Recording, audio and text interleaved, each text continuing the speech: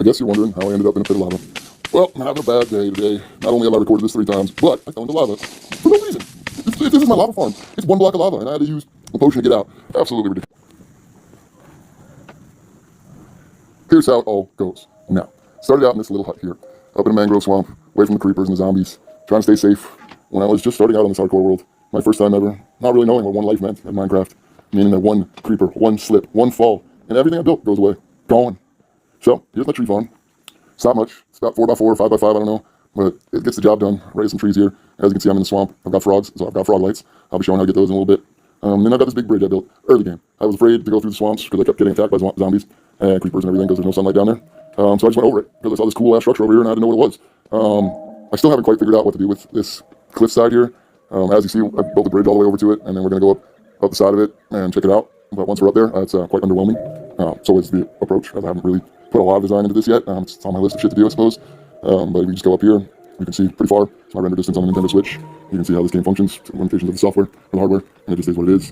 We built this little staircase into the side of the cliffs here, and then we're on top, and there's nothing here except for this satanic ritualistic temple I built. I call it the Flaming Sculpture. It serves no purpose. I had no idea what I was doing or why I was doing it, but I'm going to sacrifice this cow to it now because I feel like that's the right thing to do. If you got one to the face, man, let's go. One more to the face, and we're done here. All right, I'll praise the fire demon shrine, whatever. Alright, back to seriousness. Another portal. And we are back to the hub. We're going to pass through my home portal. We're not going to go home. We're going to pass through my AFK mob farm. We're not going there. We are going to go all the way down to the end of this particular hallway.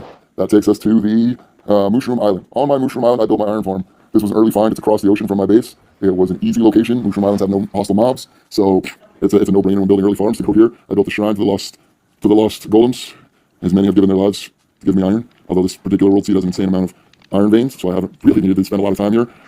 Just a little bit to get some hoppers every once in a while, but I have so much iron from iron veins, and I know of 2 iron veins I haven't touched yet. This is my kelp block maker. You will see it at every single AFK farm I have. I fill those chests up top with kelp. They burn. They go down. The auto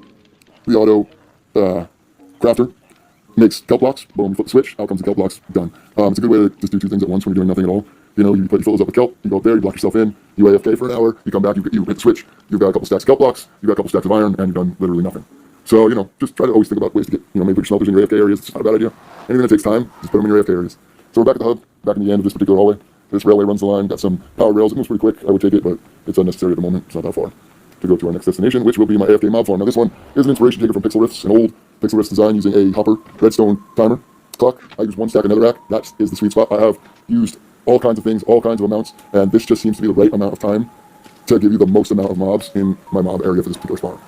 You can screw around yourself, but I spent many hours timing this and seeing which ones are the most efficient yield, and it was 1 stack was the most efficient. So if you go up here, you can see I run this redstone up here. It's probably not the most efficient way to do this, but it's very simple. The redstone block hits it, it activates this redstone. You put your little, your comparators here to extend your signal, go up. This gives you staircase. You can do this another way, but you don't have to. I mean, you want staircase anyway, so you can actually build this thing and work on it and fix it if it breaks, because it does break from time to time. But as you can see, it's a double layer mob farm, so it produces a pretty decent amount of stuff. In an hour, I can get quite a few stacks of gunpowder, quite a few stacks of everything. In the bottom, we use dispensers. The dispensers dispense water from each corner of the 16x16 room, which we'll show you right now. You drop in here. That torch needs to be removed as soon as I leave here. But essentially, each corner has a dispenser with a water bucket full of water, and it pushes the mobs in the 16x16 room to a 2x2 hole in the floor, which goes down 24 blocks, and onto my hoppers, where they collect all of the materials. And this is just, this is a straightforward design. It fills the room with water, and then it drains the room, and the room fills with mobs. It fills the room with water again, and it drains, and it fills, and it just does this on repeat. I don't know how to make it so the water isn't the same amount of time as the dry, but if there was a way, it'd be way more efficient. But this produces a lot. But then we'll go up top, and we'll see the basic room mob room. This is just trapdoors, water, hole. This is right above the other one. And, this just produces a few extra mobs that fall in and have the unfortunate luck of dropping down into that. I don't think it produces a lot of extra for me, but it does produce some extra, so I used some extra materials I had and built it on the top there for the hell of it.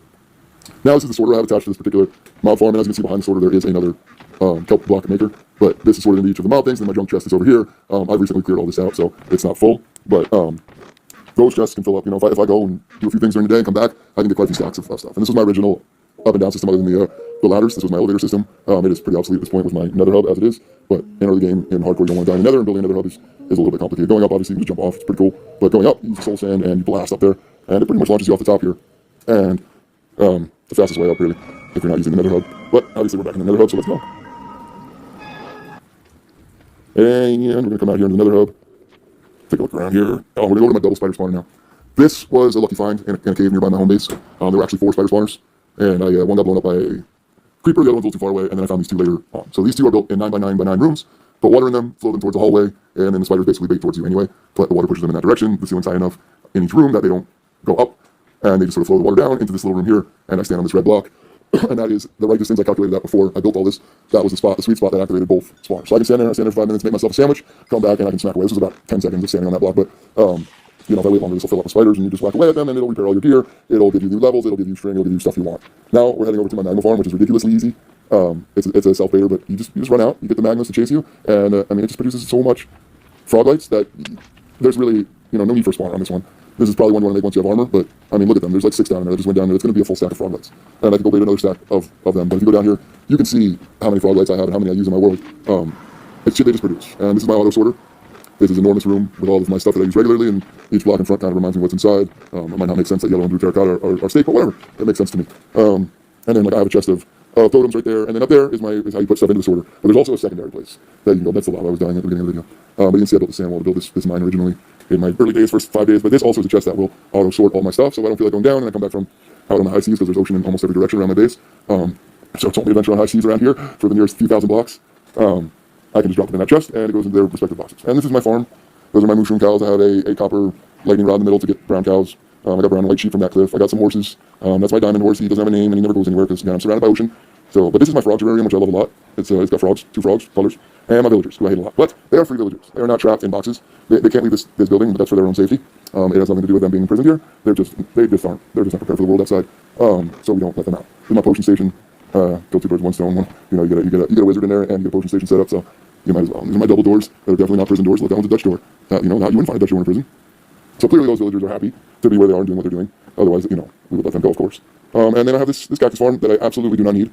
I built it pretty much right when I built the place, but there was no reason for it. So over there is the caves. Over to the left is a lake, and right here is where I get my obsidian. This lake of lava is probably 10, 15 blocks deep.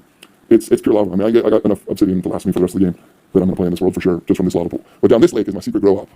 Come down here, see where my frog lights go, stream my tasty nugs growing under the lights. I'm trying to grow that stalactite too, but the motherfucker doesn't want to grow. These are a bunch of tasty nugs growing here, down here on the ground, so the villagers don't know what's happening. And, you know, there's a cop in the village, and he's always you know, causing problems for me, so we grow this underground.